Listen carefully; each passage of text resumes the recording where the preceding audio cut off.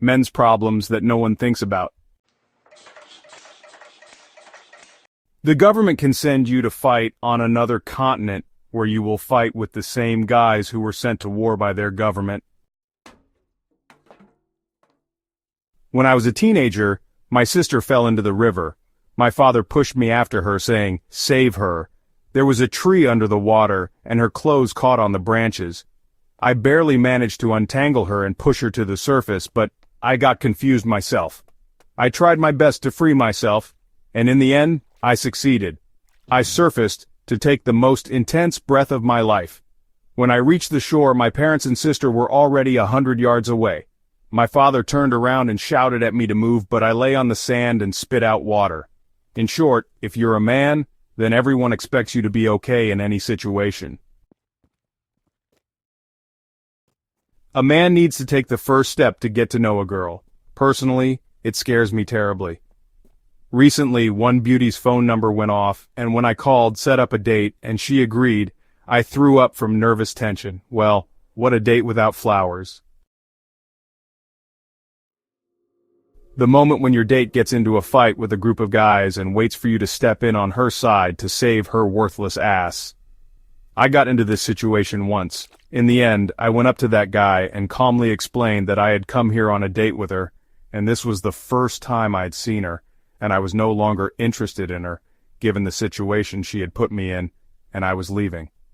He laughed and shook my hand. I left. I don't know what happened to her next.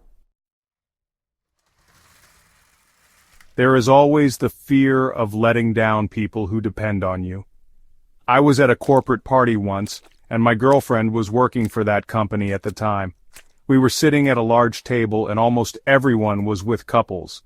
To increase trust, one person came up with a brilliant idea. He said that everyone should tell about the most terrible fear they have experienced in their lives.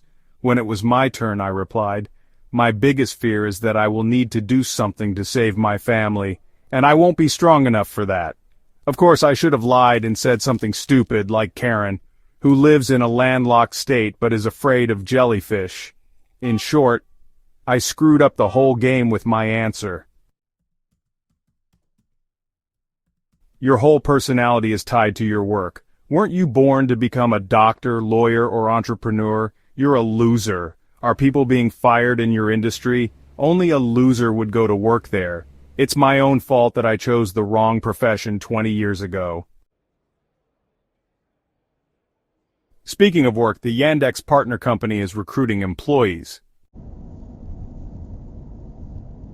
It's clear that we men don't walk or swing our gear, but in our society the concept of masculinity is closely related to them. Who drives by in a huge wheelbarrow? Everyone thinks he has a small dick. The size of the reproductive organ is also used as an insult, or they talk about steel balls when you've done something risky and impressive. The idea of masculinity has ceased to be associated with big and strong men doing manly things, but so many insults and compliments to men are related to their genitals. I can't imagine myself without a penis. If I had lost it in an accident, I would immediately feel less courageous. I couldn't discuss this issue with anyone because of my shyness. For me, it's better to lose an arm, a leg, or go blind.